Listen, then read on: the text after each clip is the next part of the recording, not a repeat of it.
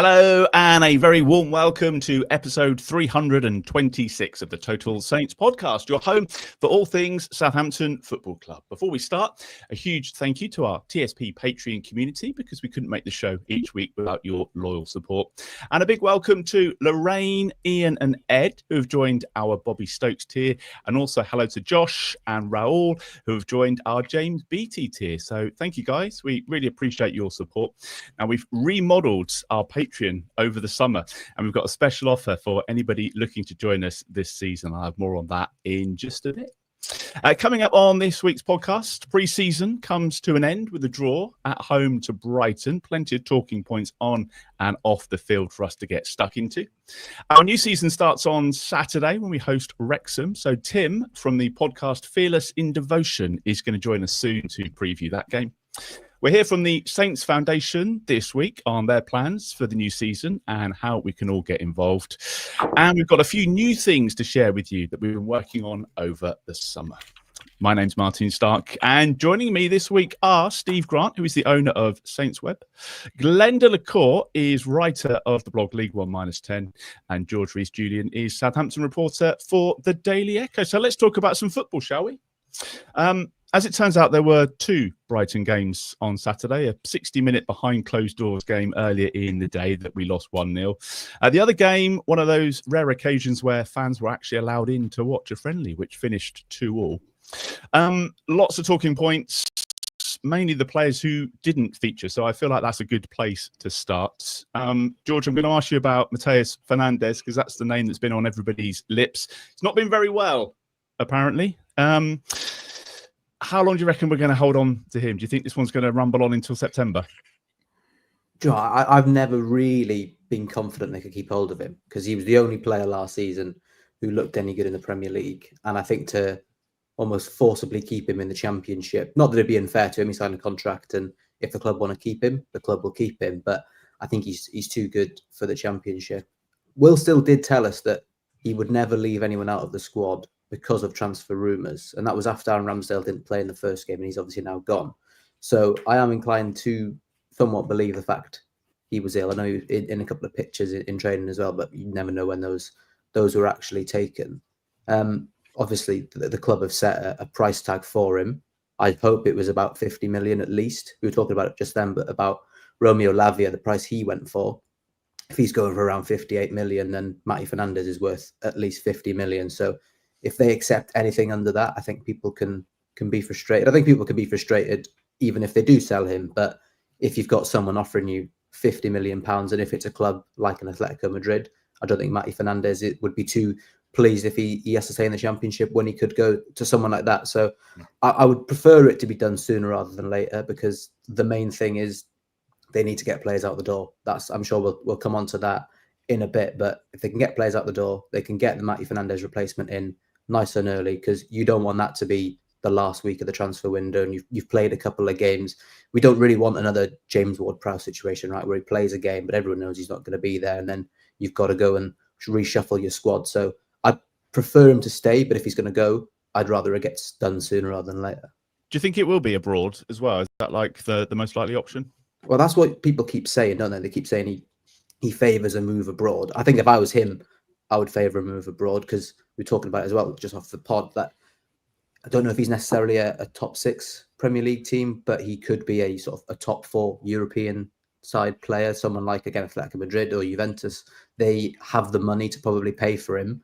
They'll be in continental competitions as well, and he'll be able to get minutes there. So, and obviously he's not actually English, so the opportunity to go abroad is probably more enticing, especially someone like Spain, not too far obviously from Portugal. So yeah, I think he'd probably go abroad, but there's, by all accounts, a couple of Premier League teams after him as well, and Premier League teams, as we know, have plenty of money. They're just quite reluctant to give it to Saints because they think they can almost bully them a little bit because they've been relegated.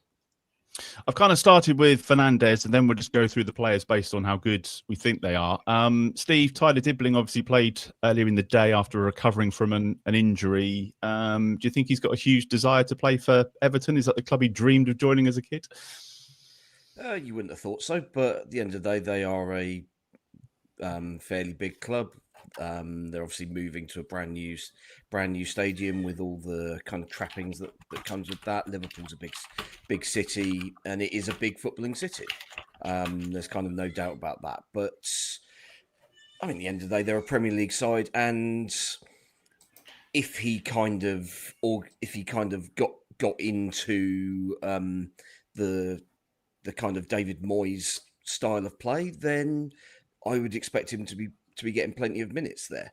So I guess it's one of those sort of clubs that would interest him sort of purely on am I going to be playing Premier League football, or am I going to be sitting on the bench and maybe playing the occasional under-21 game or Carabao Cup game and things like that. So I think, there's possibly something there with Everton in terms of would it be attractive, but I don't know. Are Everton really going to drop the sort of money that we would ask? I'm not sure they've got the budget to be able to do it. They've probably got priorities elsewhere. What's a good price? What do you think? 40 minimum. The problem is that obviously Saints stuck that 100 million price on him in January, February time, and everyone laughed at them. But everybody knew why we did it. That's your kind of starting point for negotiation. If you want to do the deal without any questions asked, there's your money, get it done. But the problem that everybody's now going to have, and I think we will have this, is of course he looked amazing when he first burst onto the scene last season because nobody had seen him.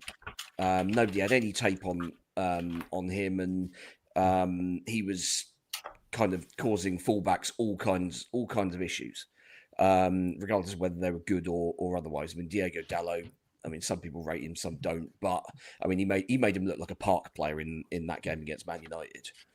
But the more games you play at that level, the more teams have tape on you, and they're able to come up with sort of analysis on where your strengths and weaknesses are.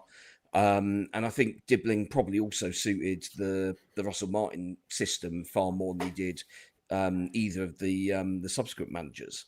So I think one of the issues is that obviously he's been such low confidence since probably December, coming into a team that's playing a system that really doesn't suit him at all. And we clearly, I mean, we mentioned this loads of times, didn't we, back end of last season? We clearly rushed him back from injury after he got that knock at Old Trafford, and the club said, 4 to 6 weeks, and then 2.5 weeks he's back in the team. And the kid's not had the opportunity to get himself fit. And I think that possibly causes us problems because we can't then show, well, he's clearly a proven Premier League player. He scored twice, I think. Ipswich home, Palace away, I think that's right. And then the couple of cup games against Swansea. And yeah, I think sides that are going to be dropping the sort of money we're looking for are probably going to want slightly better numbers than that, I would imagine. The other one that's been making the headlines today, Glenn, of course, is Joe Aribo, who it turns out has been given some space to decide his future, which is a new one on me. And apparently a few clubs have shown interest in him. Now, on the face of it, you'd be like, fine, let him go. But he did make 32 appearances in the Premier League last season. So, you know, I don't care. No, honestly, I don't care. He's one of those that I don't care. There's a lot of them that I don't care if they stay or go, to be honest. And he's firmly in that bracket. He'd be half decent in the Championship, and you know, depending on what situation we find ourselves in with Dibbling and Fernandez, and to a lesser extent the deeper lying midfielders, he could do a decent job. He was decent in the Championship last time, but he's certainly not a player you're desperate to break the bank to keep. Would we want to sign him if he played for someone else? Probably not. No. So as far as I'm concerned, he's got a year left on his contract. He's certainly someone we can do without. And if he goes and we can get 4 or 5 million quid back or whatever, then I think it's worth doing. It's I know we'll probably go on to him in a minute, but it's a bit similar to Bednarek in that they'd be decent this season if we held on to them. But you'd like to think that, you know, they're not so good that we can't do without them. But I mean, there is the question, as I just said, about midfield cover. But I don't actually think that if everyone was fit and available, I don't think he'd be in the side anyway. So if they can get a few quid for him, then with 1 year left on his contract, it's an economic decision as much as anything. But as I say, he's not sufficiently good enough to worry about losing, in my book anyway. And some of the younger players look like they're capable of stepping up as well, which is pretty decent. George, just to wrap up, obviously news on Flynn Downs, Taylor Harwood-Bellis. We're not expecting them to leave, are we? They haven't got mysterious illnesses. They genuinely have been out and just are expected back soon. Yeah, obviously Flynn. I think it was against Valencia, or it might be Gillingham. I can't remember exactly which one of the closed doors friendlies he went off, and he's not trained since then. I don't think he's not been back in training at all since. And he obviously didn't go to Girona either. Harwood-Bellis back in training last week, but he got that ankle injury, didn't he, against Everton?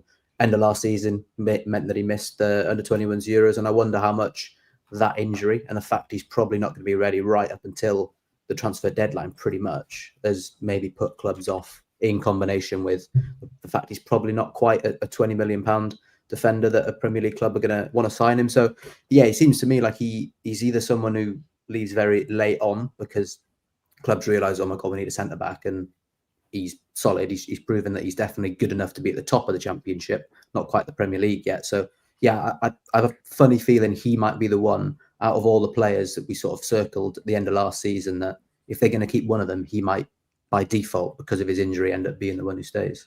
I think we'd all take that. Just to get onto the game yesterday, Glenn, the first half was quite familiar, wasn't it? Like a woeful Saints team chasing some Premier League stars around the pitch. Yeah, it wasn't a lot of hope there. And going a goal behind, it was, it was a throwback to last season in parts. It's funny. Pre-season used to be, you'd get to the end of pre-season and the last game before the first game of the actual season, you'd see the starting 11.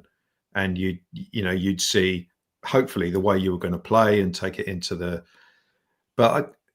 season. I don't think it's like that anymore because pre-seasons are now so short because of seasons finishing late, and then you have England under 21 tournaments. Like Ronnie Edwards, for example, he only joined up 3-4 weeks ago. Mm-hmm. So you don't really get the opportunity to play your team. And I'm beginning to think now that pre-seasons these days are almost just about fitness, and all the there'll be stuff done on the training ground. But and picking Brighton as an opposition, you're not going to see anything like Brighton in the Championship. It's crazy. You're not going to play teams that keep the ball as well as they do. You're not going to play teams as good as they are. I mean, where did they finish last year? 7th, was it? 8th, I think. Yeah, I think they just missed it on Europe, didn't they? So I mean, there are issues with that. I mean, so for example, Damien Downs, he's never going to play against. He's not going to play this season against players like Van Hecker and Lewis Dunk. He's just not. So he struggled, and not surprisingly, he's just in the door, and and he struggled. But I will say I was impressed with the young lad in midfield, Moses Sissé. I thought he was excellent. He played with no fear, and it was like, I know I'm up against better players, but I don't care. I'm going to show them what I'm about. And I thought he was excellent. And we're talking about Aribo leaving. He's one of the reasons why.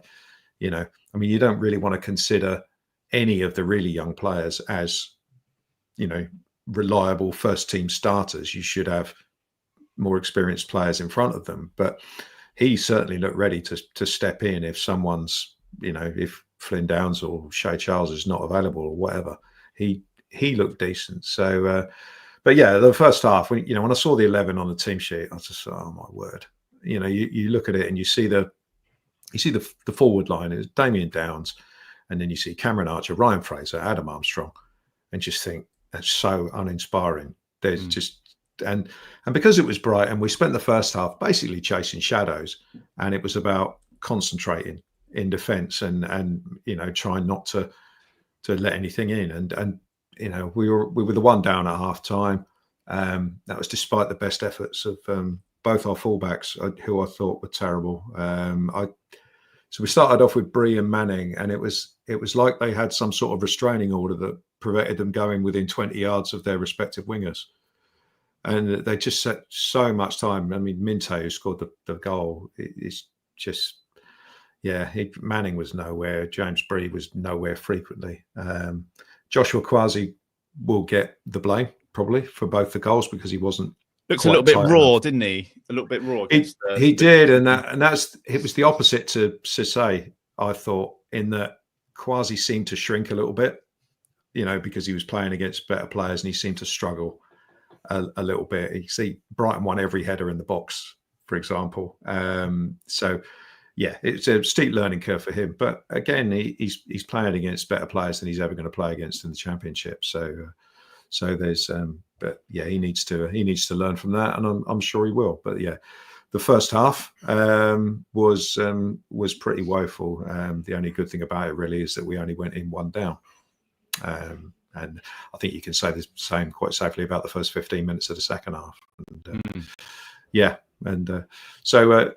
if that's the first 11 that we're going to put out, God help us, basically. Yeah, we'll get on to Saturday in just a moment. George, things did change though second half with the substitutions that came on, and a change of formation at the back as well, which seems to sort of change the energy and lift things a little bit. And I know the manager was a bit happier with that sort of last half hour or so. Yeah, Will Still, when he came in, made it quite clear he wants to play a back four.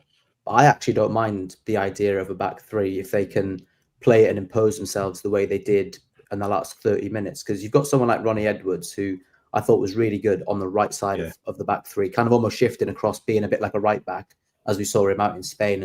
And that allowed Sugawara to just get forward. And we all know that that's the part of the game that he's good at. If he's asked to defend, that's where the problems start happening. If he can just get forward, try and get some balls into the box. And it was his cross that obviously then led to the corner, which led to the penalty. So it's a bit of a stretch to call it like a pre-assist, but he did contribute. And I think that then allowed someone like Adam Armstrong, who was out on the right wing, or they were shifting about quite a lot up front, but it just sort of allowed them to be a bit more narrow, gave Jay Robinson the freedom. I quite like that shape. Obviously, Brighton I think they're behind Saints in their pre-season. Obviously, the Premier League started a bit later. So, and they made changes as well, and that probably did weaken them. But at the same time, Saints brought players on, like Jay Robinson, for example, had played the 60-minute game. He's had a bit of a tight hamstring in the week. So Will Still asked him, can you play? He went, yeah, I can play. And he played very well, didn't he, when he came on? So I think it maybe might have been a case where players who they perhaps weren't thinking, let's get an extra 30 minutes into their legs, they thought, well, let's change things up because the players on the pitch aren't doing anything. And I think all four of those subs that came on, except for like the two young lads at the end in midfield, Akachukwu and Cam Bragg, not to count them because they got 10 minutes and 3 minutes, but the four main subs that came on have probably all put their hand up to start against Wrexham, I think. Yeah, well, we'll talk more about that in just a moment when we get onto the Wrexham game. Steve, the only other thing I want to touch on with Ramsdale gone, looks like Gavin Bazunu is going to be the number one. That seems pretty clear. Are we happy with that? There's been a lot of noise about that this week. I mean, based on Bazunu's performances in pre-season, yeah, absolutely no problem, frankly. He was excellent against Castellon in that first friendly over in Spain. 3 or 4 excellent saves in that first half. Saves that, frankly, we didn't really see from him first time around. So yeah, I mean that bodes well, I think. And yeah, he did what he had to do yesterday. He wasn't at fault for either goal. I don't think he could have done anything for either of them. They were well directed into the corner, generally through legs, so he had minimal time to react. And yeah, I mean, as you've said, we're not going to be up against that sort of quality every week. So yeah, I'm reasonably satisfied with Bazunu in there. I think ultimately it depends on what we're doing in terms of how we want to be kind of running our possession game. Because obviously we saw the issue in that behind closed doors Valenciennes game where Jack Stevens rekindled PTSD of old and presented them with a goal.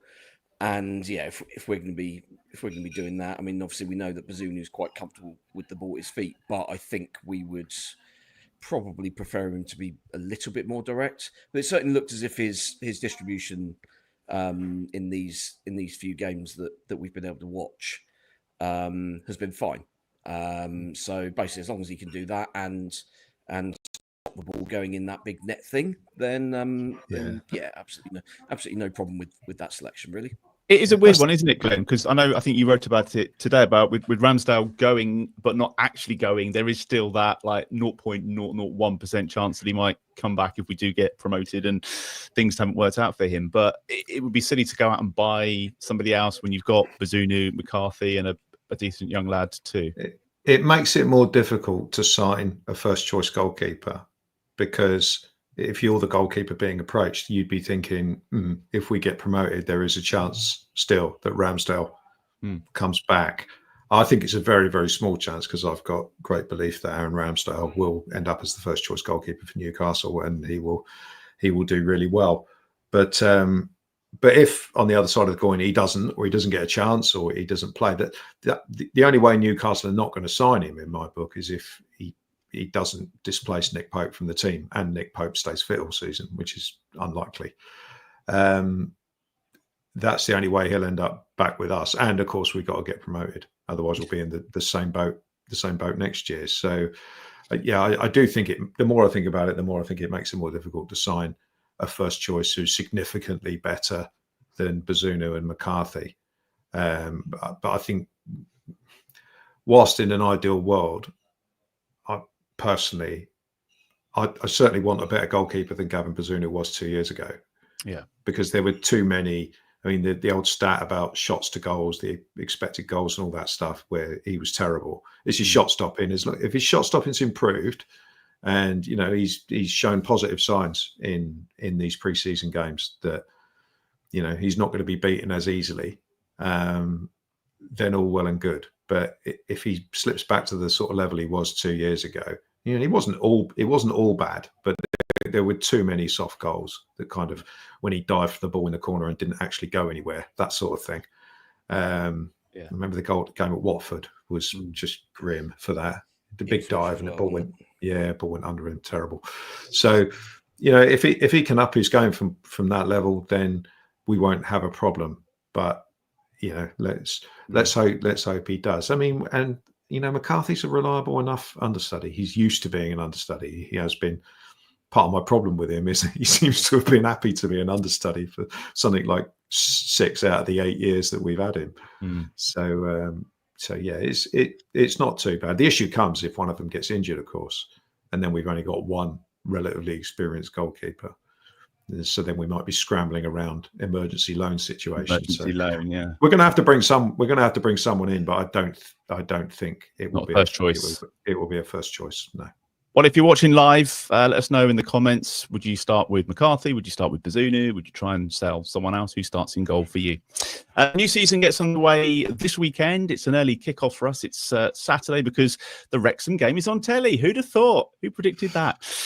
Delighted to say that to help us preview this one is Tim Edwards from the Wrexham podcast, Fearless in Devotion. Tim, thanks for joining us. How are you doing? I think I read today, is it first time back in the Championship in 43 years? How are you feeling about the new season? Yesterday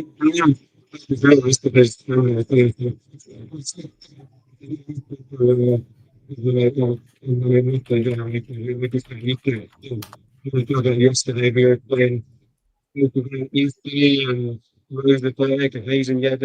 when all of a sudden we're in the championship, and it's been a wild ride. I'm sure you're all aware of it. It's almost inescapable, I guess, which annoys a lot of people, and I can fully get why it annoys a lot of people. But like you said, it's on TV. There is a bit of hype now, and that does generate some significant viewing figures. So why shouldn't other clubs benefit from that as well? Whether it's Southampton, whether it's Oxford, doesn't matter who it is. And that was the case in the National League. There was a lot of kind of residual kind of publicity for other clubs just by virtue of us being there at the time when the takeover happened. So, yeah, it's just mad. Like, none of it makes sense to me even now. It's just weird. So I said to the guys the other week that every game feels like a free hit to begin with, and every game feels like an FA Cup third or fourth round feel to it. We're more accustomed having those as big days out as opposed to kind of regular wins, which is what it's going to feel like this time. I mean, you've had some useful additions over the summer already. I was having a little look today. Is that right? You've already broken the club transfer record twice this summer, and you've got some useful players that have got a bit of championship experience that have come in, and maybe some more too.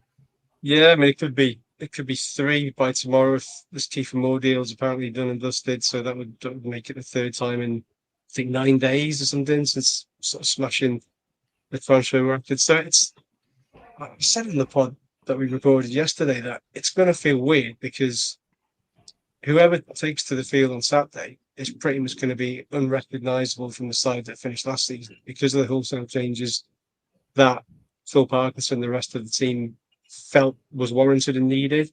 Everybody's under no illusions as to how difficult this is going to be, and it's completely different to anything that we've experienced before. So I'm amazed at the players we brought in, and I'm still trying to get used to it. Usually we couldn't even afford a pot for the pot to piss in years ago, like anything else. So we've gone from that sort of bargain bucket funding to getting players in for mad money. And it's funny. It's pocket change money, I guess, compared to other clubs, such as yourselves and other championship teams. So we're still going to get used to it. And I think it's important for us to kind of remain humble and grounded without not wanting to be that team that's like, oh, we're just happy to be here. We were initially when we got out of the National League, having been in it for so long, but it's obvious that the owners and the backers and everybody involved really want to have a good crack at it again this year, wherever that takes us. I literally have no idea because, like I said, this team that we're putting together is a bit of an unknown quantity for most of us, and the league is an unknown quantity for the vast majority of supporters. So, yeah, we're going to enjoy it. It's an early start on Saturday, but whether we get walloped 7-0, whether we get a draw, whether we somehow get a win, we're just going to enjoy it. We're just going to enjoy the day out. Like I said, I think it's 4 or 5 years ago, we were literally Eastleigh on the opening day of the season, and now we've got Southampton. So it's just odd, very odd. It's been amazing, hasn't it, George, when you look at like some of the players that they have brought in. It reminds me a bit of what we did when we were first back in that league. Just some players with a bit of experience that are potentially going to know what they're doing. They're going to hit the ground running and give a good fist of it. Yeah, I think they've gone and done the side of recruitment that someone who kind of watches Wrexham and hopes they do somewhat well, not amazingly, but I do want them to do well as a Welshman, that they've gone and they've signed players who are good. I was worried they were going to go out and get the sort of 35-year-olds who played in the Premier League and were probably past it now. But they've gone and, well, to be fair, they've signed a lot of Welsh internationals. So I'm happy with that. If they're playing every single week scoring goals, then I'll be happy. I was actually at that game against Eastleigh, start of the National League season. I think it was probably 4 years ago, back when I was doing sort of work experience for the club. So to see them going from that to starting a game against Saints is quite crazy. If I recall, Eastleigh went 1-0 up and then lost it 2-1. I wonder if we might see a sort of a similar thing, but maybe the other way around, because I've got not to jump ahead to our score predictions, but I just do get the sense that Saints can concede early and cause problems, because I do think that's still maybe in their back of their minds, just being beaten every week last year. It's difficult to just shake that because you've won a couple of games in pre-season, but the Brighton game sort of showed they can bounce back a bit more. It's going to be a tough one, Glenn, isn't it? I mean, I've seen it been described as a banana skin, and Tim's right. You have got new players that haven't played together, so I guess that they might take a little bit of time to gel, but they've certainly got the momentum. Well, you've got a club with momentum against a club with none, basically, and 2 promotions in 2 years. We've done that ourselves. And you go into the higher division, and until you get the slap in the face, you kind of think you're unbeatable, and these players will carry you through. I mean, I've been quite impressed with the recruitment. There's I'm not an expert on Wrexham by any means, but I'm looking down the list of names. Josh Windass, we've come across before, playing for Sheffield Wednesday, decent player. Joe Rodriguez, of course, got in last year. I don't know how old he is now. He must be about 35. He's kicking on a bit. Ryan Hardy, I remember playing for Plymouth, diving around all over the place. And the ever popular James McLean, I know, is there. So, that might be another reason why people don't like you very much. But I saw another name, Tom O'Connor, who I believe was with us 4 or 5 years ago, and he was one that I was surprised we let go. I think he went to Gillingham, and maybe he's had a little journey round and ended up with Wrexham. So, but no, I think it'll be a tough game. I mean, our pre-season has been very sort of uninspiring. We're not really seeing a defined sort of style of play. What we're actually trying to do. We've got a lot of players who were failures last year, who we're hoping are going to sort of come to life again because it's playing in a lower division. But there's a hell of a lot of question marks around us. So I think we are. I mean, I'm not being big-headed when I say we're one of the bigger games this year for a lot of clubs. So I think it's a good fixture for Wrexham to have first up, because of the amount of churn that's going on with us at the moment, and all the unknowns with landing in a lower division with the squad of players that we've got. And how's pre-season been for you, Tim? I mean, ours has been a bit hit and miss, but some good results, or just is it about the team gelling? It was what Glen said, really, just uninspiring. We went to Australia, as you do, and it wasn't very good. And then we went to Holland for the weekend, as you do, and lost. So, but I never give two shites really about pre-season. They tell you very little, or they lure you into a false sense of security. And you can smash everybody in pre-season and go into the start thinking, that's really great, and then get your handed to you. So I'd rather be like a dose of realism, just because it's needed amongst our fan base. There are certain newer elements of the fan base. All they've ever known, as you mentioned, was momentum, and wins and win after win after win, and that's not real football. It's been enjoyable for us for longer term fans, but there's going to be a period this year where we get 4 or 5, maybe win a game for 6 or 7, and it'll be very interesting to see where those who've never ever been used to that, what happens with them? Do they stick around? Do they then disappear? That's where you really figure out who the diehard fans are, the ones that maybe don't know how to react to when the chips are down, really. So pre-season's been odd. Nothing more than that. I've taken a back seat from it. I think we beat Melbourne victory. We lost in Wellington, Phoenix. We lost to Sydney, I think, and then lost to Groningen. But we beat Shrewsbury behind closed doors. That's all that really matters. Doesn't matter when you beat them. Could you do behind closed doors as well? I was starting to think that was just had all those. What's that about? Behind closed doors. It's nuts. It's always been a rubbish term now. But the Groningen friendly, I don't know if it was being planning. It just came out of nowhere, and it wasn't even played at the ground. It was played at kind of like almost like a training ground about 11 miles away. There's like 7,000 there yesterday for it, but no away fans were allowed. I don't know if the Dutch authorities just get a bit jittery with UK fans. I don't know, but I think it's inspiring, to be perfectly honest. But honest to God, just get pre-season done out of the way. I don't really care for it too much. Kind of comes back to what we were saying earlier, Steve, doesn't it? About the pre-season, you can't really read much into it now, and it is literally just about fitness and perhaps commercial deals. Yeah, I think so. And I mean, obviously, we have 0 commercial deals, so therefore, we have the most boring preseason known. You don't need to go to Malaysia. We discussed this a couple of weeks ago, didn't we? It would be nice if the club just organised something that was vaguely interesting, gave people 2 months' notice, and allowed us to go. Give us something nice. We don't ask for much. But I mean, it was interesting, Tim, you say about the sort of new age fans not kind of having ever seen any kind of run of sort of bad form or defeats. And obviously the same applies to your owners, of course, who have obviously been in there for the same process, for the same kind of period of time. But like last season, I think your away form was ropey as hell for the first half of the season. Then you kind of figured things out. Is that kind of likely to be the kind of scenario again where you go to the race course and you're going to be strong at home because you've got a sort of big, loud home support on your sort of behind you, and a tiny little away end tucked away in that old stand on the far side.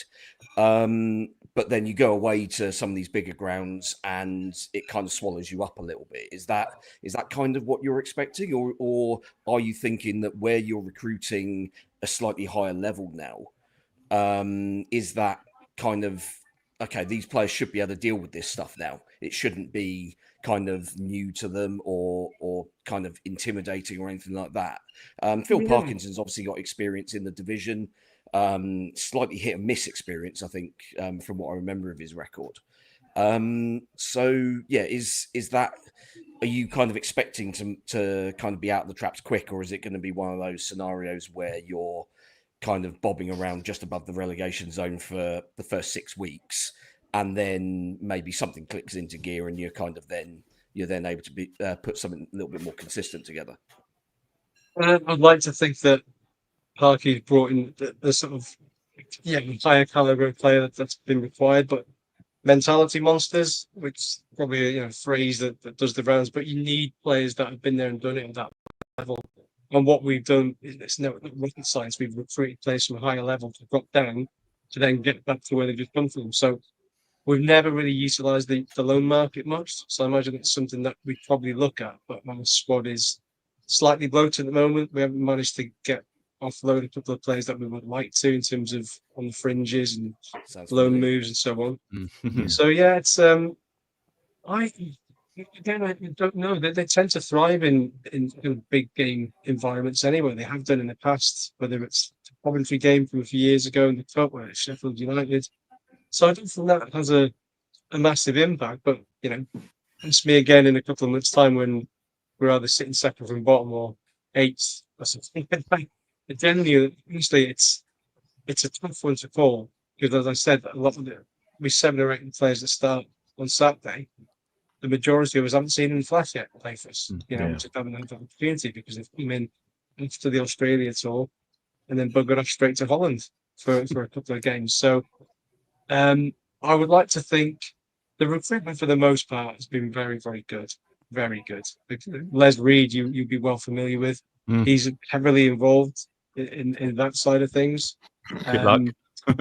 Yeah. I mean, he's a bit of a ghost. He'll appear now and again, then you don't see him. He'll appear when there's credit to be taken, that's for sure. He appears a lot when there's a trophy picture to be held. To be fair, he did well for us for about 3 years, and then he started to believe his own hype a little bit and believed he could just click his fingers and everything would work. And that was when we stopped being humble, I think, was the mess. Was what happened there. Also, he certainly did, and then it started to go a bit pear-shaped. Yeah. I've got 2 more questions, Tim, before I let you go. First one, obviously, it was a 3rd successive automatic promotion, wasn't it? Are you going to make it a 4th? What are the expectations among the fans for the season? What do you think? Did not go down. Anybody who expects otherwise is living in a different world. Like, get off your high horse and get back to reality, because you can humour yourselves and go, why couldn't we do it? Nobody's ever done 3 in a row. Why can't we do it? Because everybody keeps telling us that the Championship is a completely different entity to League One and downwards. And I'm not going to disbelieve everybody telling me that. Everybody has to be right. That can't just be a thing. So you have to take people's words for it who've been there a lot longer than we've ever remotely been there. So I would be delighted with the top half finish. I'd be delighted. I would be particularly happy to finish above Swansea, just so I can dig out my old sticker, which was legally proclaimed that years ago, and it's been in deep storage for a really. I was going to say, when was the last time that was accurate? At least 20 years ago. At least whenever the last time Cardiff was at a lower level, down at a nice little. And can I trouble you for a score prediction, please, Tim? You know what? I don't expect to get anything from it, because I think you've got a very, very good manager there who's probably going to go places. But you know what? Again, free hit. I'm going to go 2 each. Just that's my in my head. I think beat down. I don't think we'll get anything from it, but 2 each would be delightful. Nice one. All right, enjoy the game, Tim. Thanks for the little insight, and hopefully we'll catch up later in the season if that's all right. Yeah, lovely. Sorry for the sketchy Wi-Fi. I don't know what was happening there, so apologies. Oh, Sunday night, isn't it? Nice one. Cheers, Tim. Thanks very much for joining us. Let's go around and do our score predictions quickly before we move on. Steve? Oh, Christ. I mean, this could be absolutely anything, couldn't it? I'm gonna kind of take it that the most recent bit of first team action is going to drive the kind of team selection for Saturday's game and the performance level.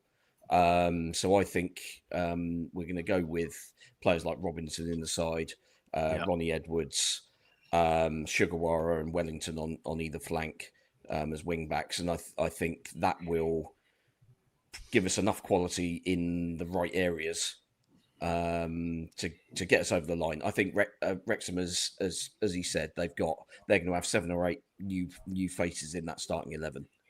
And it's up to us to kind of use the fact that we're vaguely familiar with each other for the most part, even if we weren't very good being together last season. Just use that as kind of a base to work from, and hope that these players remember how good they can be in the Championship against Championship opposition.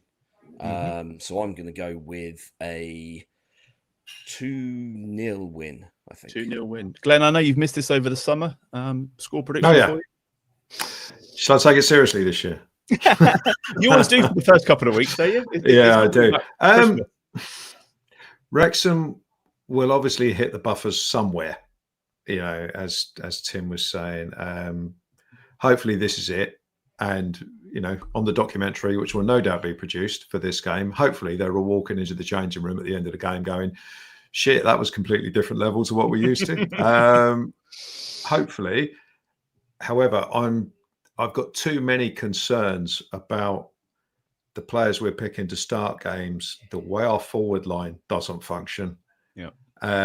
So, we're not going to, I've famously said this once before, we're not going to batter them or anything like that. I just don't think we've got enough at the moment in the front half of the pitch, unless it all suddenly clicks out of nowhere, which it might do. But there's been no signs of that, certainly against Brighton, that was going to be the case with the players he appears to be favouring. We could have Dibbling and Fernandes both playing. We could have neither of them playing. There's too much to call at the moment. Flynn Downs might be back. He might not be. So I don't know how strong we're going to be. So as with quite often in the opening game of the season, I think it will be a bit of a damp squib, and I'm going to go for a 1-1 draw. Okay. George, do you see Wrexham on their way to being the number 1 team in Wales? Well, I think the script, if you want to put your tinfoil hat on and start thinking the football scripted, would tell you that Wrexham are going to win, because that's how the new series starts on Disney Plus. If they'd have signed the players they've signed a few weeks ago, I would be a bit more worried, because obviously like Kiefer Moore, Nathan Broadhead, Lewis O'Brien, they're good Championship players, and if they were all settled in, I think they could cause some problems, because Saints haven't kept a clean sheet for ages, didn't keep one in pre-season, and as Glenn has said, the attacking line has looked incredibly disconnected, and I'm also a bit worried that they'll start with an attacking line that we all kind of look at and think, that's lacking a player who can create chances. And hopefully Jay Robinson does start, but if he's having to come on in the last 30 minutes and turning it around, then that's a bit of a problem. So I don't see Saints getting 2 or 3 goals, and I don't see them keeping a clean sheet. So I'm going to say 1-1 as well. 1-1, right. If you're watching live, don't forget to put your score prediction into the comments, see what you reckon for Saturday. George, I do want to talk to you about your interview with Simon Parker. We'll do that before we finish. We need to talk about Yanni B as well, and I'll get our predictions for the rest of the season. Going to talk Saints Foundation as well in just a moment. But as I mentioned earlier, we've given our Patreon a bit of a summer makeover. We've added a brand new tier for just $1.99 a month. There's not a lot you can get for $1.99 a month, but it does get you into our TSP supporter level, and that means access to the Predictions League, our Fantasy Premier League, the WhatsApp group chat, which is going off the scale at the moment, and also an ad-free version of the podcast each week. There are merch prizes up for grabs in both the Predictions League and the FPL this season. So if you're joining in, there's plenty to play for. And we've also upgraded the higher tiers as well. The Bobby Stokes and the James Beattie tiers now include exclusive TSP merch at the end of the season, and we've boosted the bundles for the Francis Benali and the Mick Shannon tiers, so there's something extra in it for everybody. And as a bit of a thank you, we're giving anybody signing up for the 25-26 season a special offer. You'll get 25% off your first month or your whole first year on any tier up until 8 o'clock on the 31st of August. Now, your support genuinely helps keep the podcast going each week, and it helps us to keep building TSP into something bigger and better all the time. The 25% discount is only running through August, so now is a really good time if you fancy getting involved. You just head to patreon.com/Total Saints Podcast to sign up. Now, the Saints Foundation is the official charity of Southampton Football Club, supporting people in need throughout Southampton, providing life-changing opportunities to help our city and its communities thrive. I'm pleased to say that joining us this week, Lucy Horne and Charlie Martin are with us to explain a little bit more. Good evening to you both. How are we? Hi, good, thank you. Thanks for having us on. How are you all doing? That's all right. Yeah, much better line than from Wales, so that's good. Lucy, going to start with you. Can you just tell us a bit about some of the projects that you've been working on and the community impact, if people aren't aware of the foundation and what they do? Yeah, sure, absolutely. So I guess to start with, just a couple of misconceptions about what some people think we might do, but that we don't do. So we don't have anything to do with developing young players. That's not us. And also we only work in Southampton, so kind of in the city. And we've got 15 different projects that we run. And they're across 5 different kind of key areas of focus for us. So the first is health. And within that, we do projects such as Saints by Your Side, which focuses on men's mental health, kind of bringing men together within the stadium and teaching kind of coping mechanisms and things along those lines. But also physical health programs. So we run Senior Saints, which I like to describe as older adults youth clubs, to combat things like social isolation and also support people to maintain their independence. Within education, we're in so many of the schools in Southampton. So we support those young people who really struggle in a traditional mainstream environment by providing one-to-one mentoring and then also small group interventions that focus on key themes. So some of the challenges that we really see face the city, so things like knife crime, for example, but also things around healthy lifestyles and how to get into work. And then we have our employability area of work, which kind of does what it says in the tin in terms of supporting people who are out of work to kind of get into employment. And quite often that's within the Saints universe, as it were. So a lot of the stewards who are fab on a match day have come through our programs, and also people working kind of the food and beverage areas, and some of our chefs have come through our programs. And then we have what we call our pathways area of work, but kind of secretly pathways from crime is probably the best way of describing it. And that's when we run kind of big open access football sessions in the community at times and places where there's high levels of antisocial behaviour, staffed by trained youth workers to kind of make sure that people have got somewhere that they feel like they belong in a really positive space at those times. We're also in HMP Winchester, so we work with the men there and support them as they resettle into the community and specifically into Southampton. And then the Youth Justice Service kind of provide us with referrals from young offenders, and we support them again with mentoring to try and build a positive identity away from crime. And then our final area of work is gender equality, which is our newest area of work. So we run a female leadership program for teenage girls. And then, and you might have seen Adolescence recently on Netflix, and this program kind of really relates into that. We work with boys and girls in year 5 and 6, so in primary schools, in a program called Teammates, which is all around positive masculinity, positive relationships, and kind of developing positive attitudes towards gender. So that was actually quite lengthy, but a bit of a whistle-stop tour of the types of projects we run. How many are on your team? Because it's not just the two of you, is it? When you hear about all the projects and things that you do get involved in, it's so much bigger than anybody, or certainly people sort of my age. I just remember the foundation starting all those years ago, and it's huge now. Yeah, we're really, really lucky with the team. So there's about 60 of us that work full time. everyone's absolutely addicted to it. It is a really kind of rewarding job, something that we all really, really enjoy. But yeah, about 16 total. And Charlie, how can we get involved in the work you do and support the Saints Foundation? If Steve wants to sit in a bar for the beans and we'll all give him some money, is that all right, or is it all about the bigger stuff like making Francis Benali walk to away games or around the Isle of Wight? Yeah, there's loads of ways that people can get involved. So yeah, we have lots of fundraising events, as you've mentioned. So every year we have Benali on tour, which started off a couple of years ago when we walked from Brighton to Eastbourne. Yes, we did walk to Leeds away 2 years ago. I think we're a good luck charm there. We trekked to the Isle of Wight just now. We've got something really exciting planned for next season, which I can't mention. But if you guys want to trek with Benali or sit in a bar for beans, you're very welcome. I think the easiest and best way that fans can support us is through Saints Super Draw, which is our match day lottery.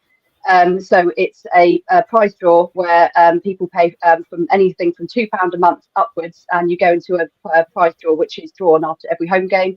All the prizes are very Saints-centric, so we've got hospitality tickets, signed merchandise, match-worn shirts, things like that. So and that's all the details on our website and on social media. We're actually relaunching it next week, just in the build-up to the Wrexham game, just to remind fans that there is a really, really easy way that they can get involved on match day and a really fun way that they can support us.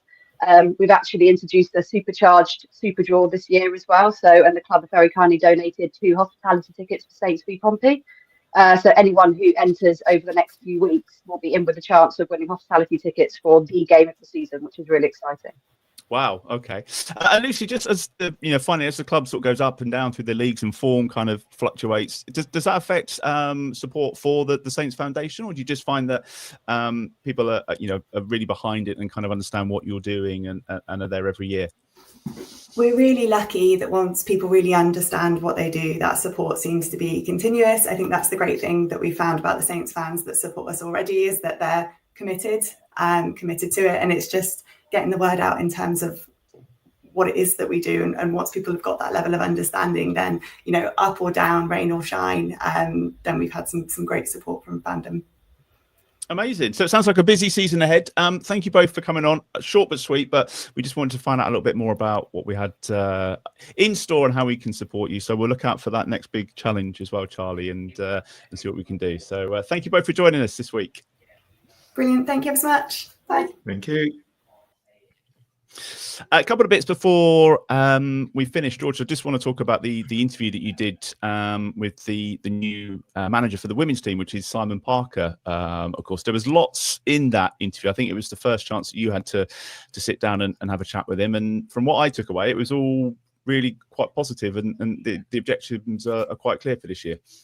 Yeah, I think he was quite keen to point out that, yes, they want to get into the WSL, but it's not a failure this season if they don't get there. And last year was so bad, it felt like the season was over after a couple of weeks, as we talked about before on the pod.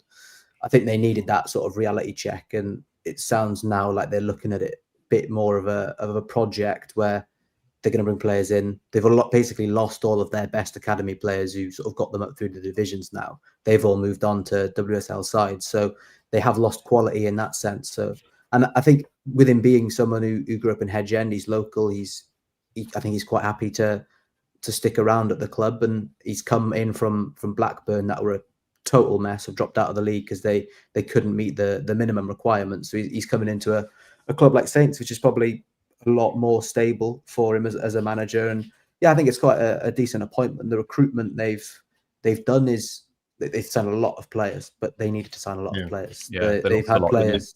They lost a lot, and they lost some key players, but they've brought in players who've had decent championship seasons. They've brought in a little bit like Saints want to do with the men's team, where they're bringing in players who perhaps aren't quite good enough in the top division, but are dropping down from there because, again, they want to get back up. So yeah, I think I don't exactly know what they're going to aim for in terms of like, can they get into those? He was a bit candid though, wasn't he? He was kind of like, well, we just want to be competitive. It wasn't sort of that bullish, we're going to get top 3.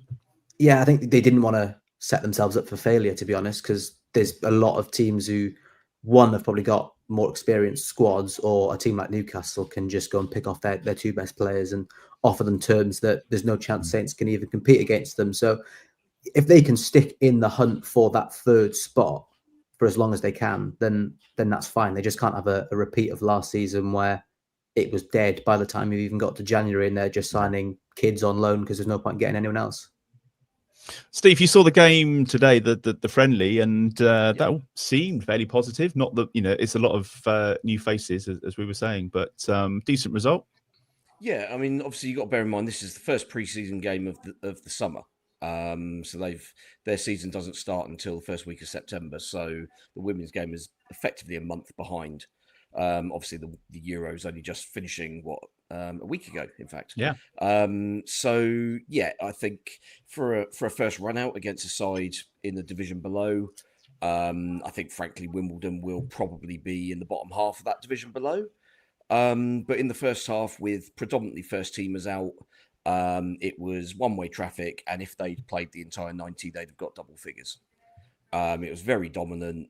You could see that just physically and kind of having like the athleticism was just a very noticeable level above what Wimbledon could offer. Obviously, they're only amateur, part-time, probably train once or twice a week.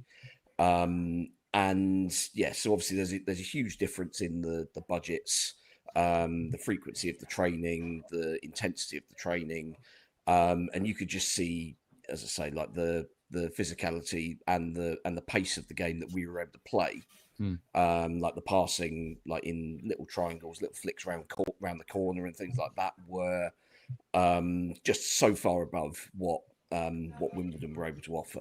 So 4-0 up at half time, could have been 6 or 7.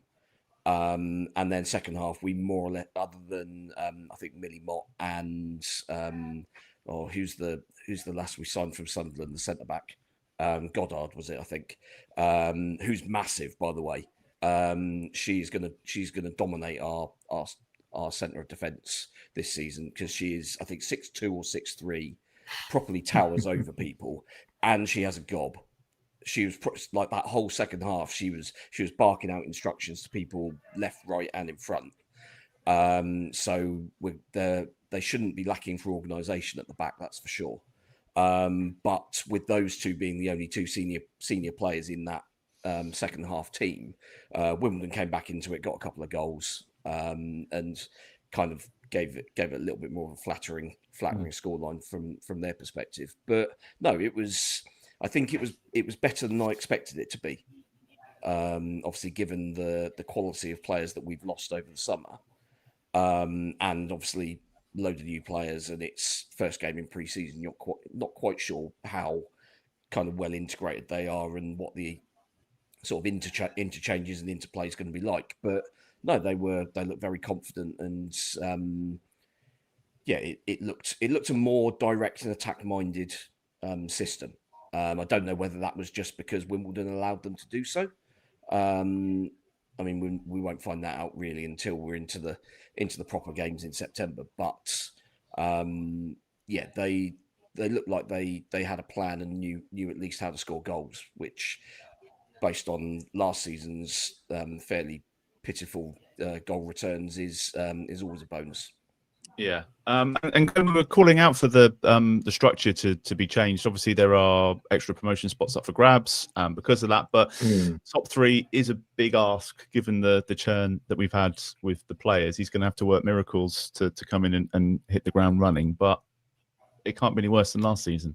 No, I mean it's virtually a new team, as you know, the amount of players that have come in. So we've got no real way of knowing how it's going to go when they play against better opposition. By the sound of it, there'll still be more players coming in. So it's a bit of a leap into the unknown this season. I don't know if this is common, with women's football at championship level to, have to basically change your entire squad every 2 years. But that we seem to have gone down that road. Our recruitment on the face of it.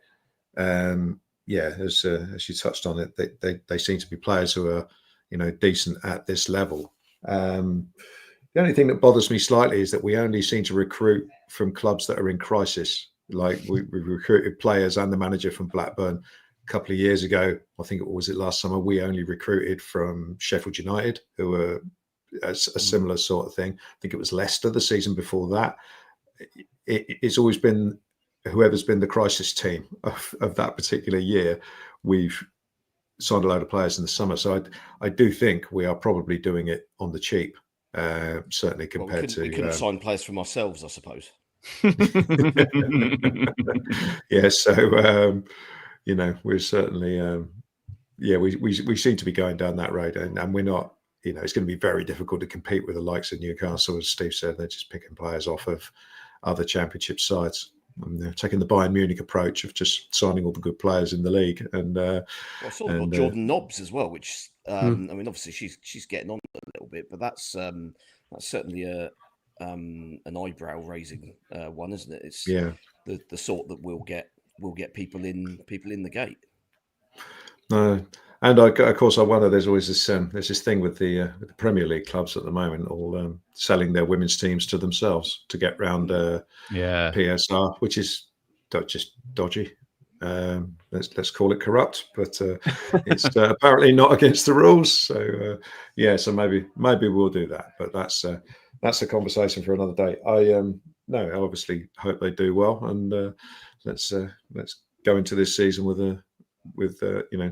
like the men's team, really got to pick up momentum from somewhere, because last season was pretty ropey.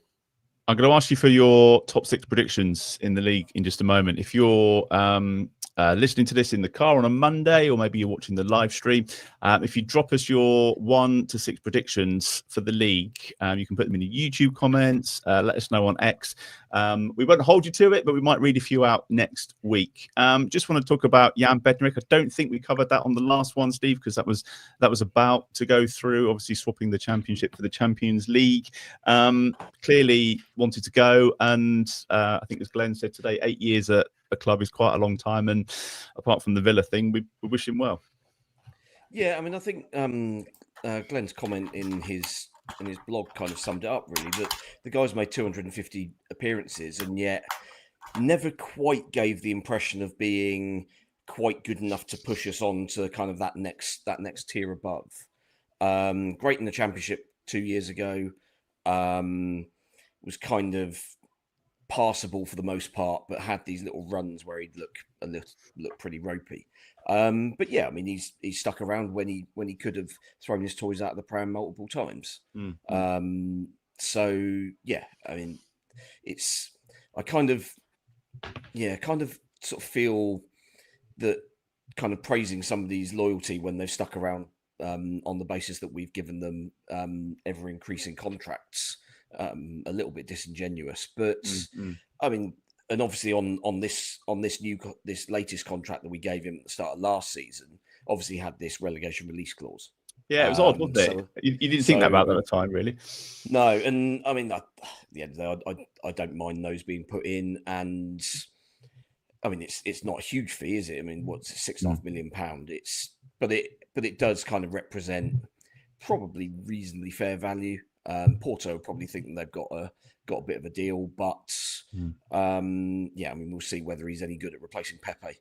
I'm not sure he's quite onto the shithousery levels of the Portuguese great. Let's see how that goes. I think you made a good point as well, Glenn, about the partners that he's played with over the years. A stronger partner in recent years. We might have had a different player on our hands. I've always felt with him that he was a good sort of second centre half.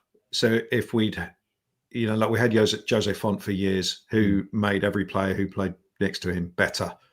But he was kind of the leader of the defence, and obviously we had the excellent players like Van Dijk. Anyone could play next to him and look decent. Bednarek in the Premier League, I always felt like he was performing at his kind of maximum capacity in order to just be okay.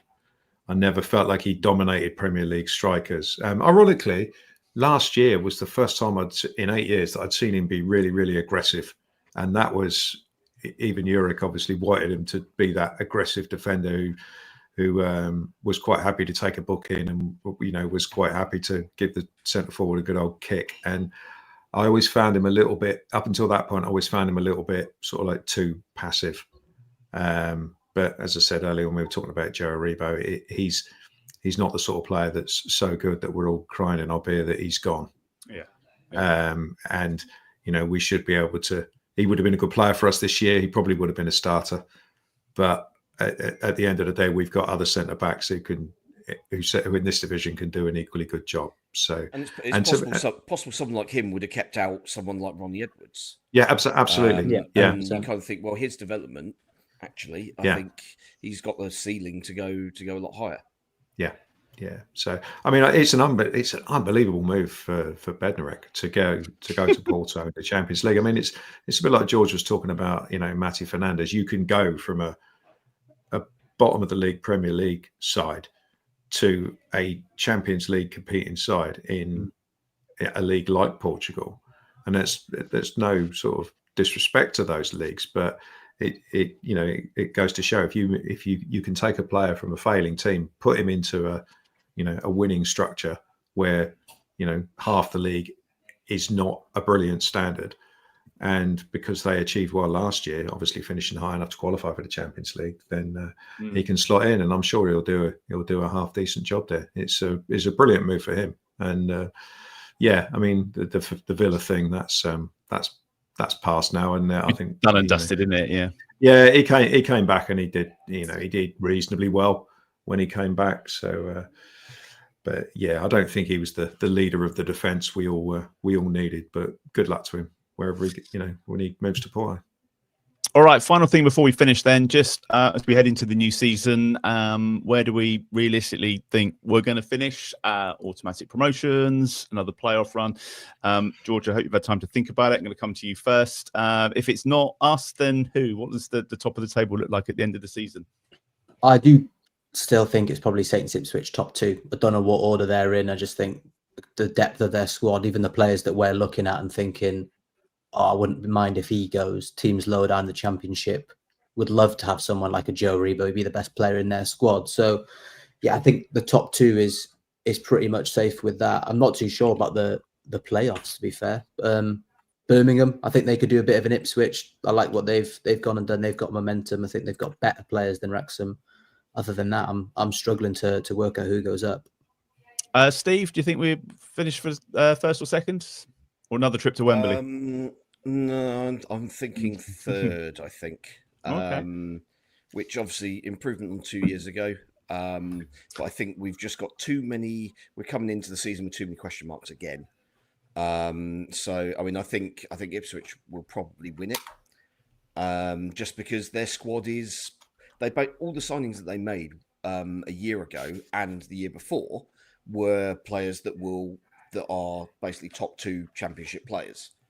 The only player, obviously, they sold Liam Delap. George Hurst slotted in, and even at the back end of last season, he was looking quite competent as a Premier League centre forward. So, I think Ipswich probably look the most settled. And then beyond that, I mean, Leicester are still where they are. Leicester are still Leicester. I'm not sure what Cifuentes will do there. Obviously, they'll have the parachute payment, of course, won't they? Very different role to what he had at QPR, who obviously didn't have any money at all. And Leicester still haven't had their hearing on the PSR deductions, and I mean we don't know how long this is going to take. So at the moment, they still have a very very good Championship squad. So I still think they will probably be second, and then us third. Beyond that, Birmingham, I agree with George. I mean, ultimately, Birmingham shouldn't have gone down in the first place. But they appointed Wayne Rooney.